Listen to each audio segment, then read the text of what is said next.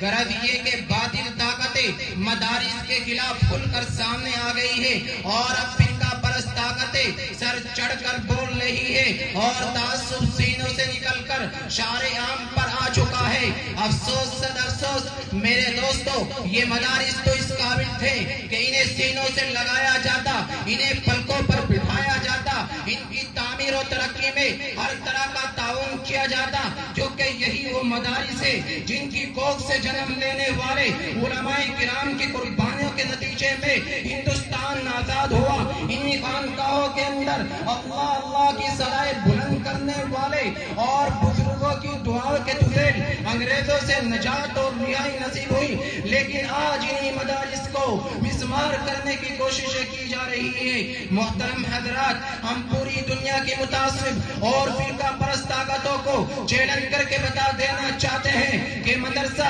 کسی تعمیر کا نام نہیں ہے، مدرسہ کسی عمارت کا نام نہیں ہے۔ جہاں کوئی طالب علم آتا ہے، جہاں کوئی استاد بیٹھتا ہے، چاہے وہاں انار کا درخت کیوں نہ ہو، وہیں مدرسہ بن جایا کرتا ہے۔ ارے مدرسہ تو ہمارا نظریہ ہے، مدرسہ ہماری جان ہے، مدرسہ ہمارا ایمان ہے۔ رب کعبہ کی قسم، اب انہیں گرانے والے خود گر جائیں گے، ان سے ٹکرانے والے خود مر جائیں گے، ان کو توڑنے والے خود ٹوٹ جائیں گے۔ باشندگان ہند، بڑے دکھ اور افسوس کی بات ہے، آج یہ سوال کیا جاتا ہے کہ مدارس نے دنیا کو کیا دیا۔ کیا یہ سوال درست ہے؟ میں کہتا ہوں یہ سوال درست نہیں ہے۔ سائل کو سوال کرنا ہی نہیں آیا، اگر سوال کرنا ہی تھا تو سوال یہ کرتا کہ مدارس نے دنیا کو کیا نہیں دیا۔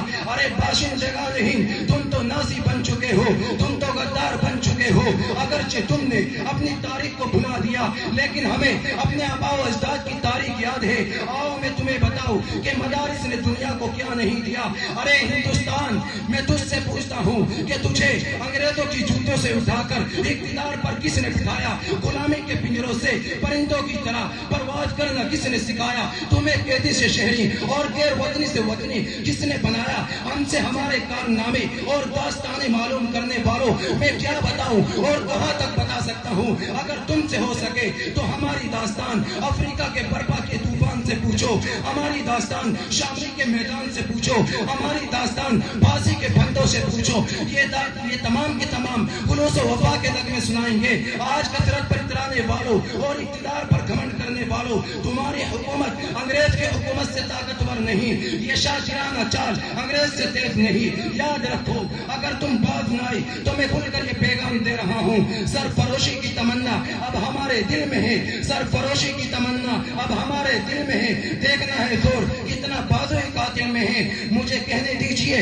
لیکن حقیقت بیان کا موقع تو دیجئے۔ حقیقت تو طلب ہوتی ہی ہے، مگر یہ بھی یاد رکھیے کہ ادارے حقیقت میں تاکید کرنا بھی جرم ہے۔ سوال یہ ہے کہ آج ہمیں یہ دن کیوں دیکھنے پڑے؟ شر پسندوں کو مدارس کے خلاف فیر افشانی کا موقع کیسے ملا؟ ان اداروں پر پابندی کا مطالبہ کرنے کی ہمت ان میں کہاں سے پیدا ہوئی؟ کیا اس میں ہمارا قصور نہیں ہے؟ اور یقیناً ہے، اے مسلمانوں، خواب غفلت سے بیدار ہو جاؤ، عقل و خرد کو استعمال میں لاؤ، کیونکہ حضرت نانوتوی رحمۃ اللہ علیہ کی روح ہمیں آواز لگا رہی ہے، حضرت شیخ الہند کا جگر ہمیں صدائے دے رہا ہے، حضرت علماء کرام کی شہادتیں ہمیں للکار رہی ہے، اور جملہ یا قابل کے سینے چیخ چیخ کر ہم سے یہ کہہ رہے ہیں کہ اگر اس ملک میں مدارس قائم ہے تو ہمارا وجود قائم ہے، اگر اس ملک میں مدارس زندہ ہے تو اسلام کا چراغ روشن ہے، اگر یہ دین ادارے زندہ ہے تو اسلام کا چراغ روشن ہے، اگر یہ دین اسلام محفوظ ہے تو دین اسلام محفوظ ہے۔ اس لیے مسلمانوں، مدارس کی اہمیت کو سمجھو، مکاتب دینیہ کی افادیت کو محسوس کرو اور دین اداروں کے قیام کی طرف خاص توجہ دو، اور یہ یاد رکھو اگر اندرونی طور پر ہم نے اپنے آپ کو تیار کر لیا اور نوجوانان اسلام کے دلوں کو قرآن و سنت کی تعلیمات کو منور کر دیا تو انشاءاللہ دنیا کی کوئی بھی طاقت ہمارے سامنے ٹک نہیں سکے گی۔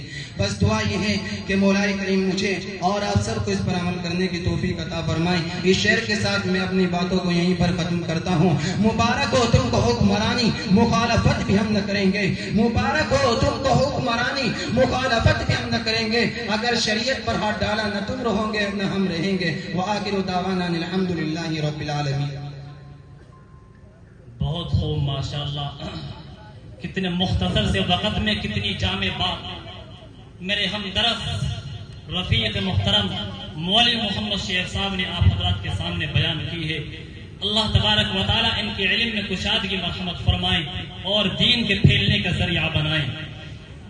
مسلح اور ٹوپی اور کہیں سے مسواک نکلے گی، مسلح اور ٹوپی اور کہیں قرآن نکلے گا، کہیں مسواک جیسا قیمتی سامان نکلے گا۔ مدارس کی جانچ کر کے تم کچھ نہ پاؤ گے، مدارس کی جانچ کر کے تم کچھ نہ پاؤ گے، ہمارے ہر دل کی دھڑکن سے ہندوستان نکلے گا۔ اب اس کے بعد اسی مدرسے کے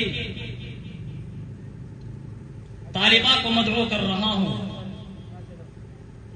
مسمہ ارم ولد عبد الجبار تشریف لائے اور علماء کرام کے سامنے اور آپ حضرات کے سامنے اپنے مدرسے کی کامیابی اور اپنے مدرسے میں ہونے والی تعلیم اور اپنے اساتذہ کی محنت کا جو پھل اور ان کا ثمرہ ملنا ہے وہ پیش فرمائے۔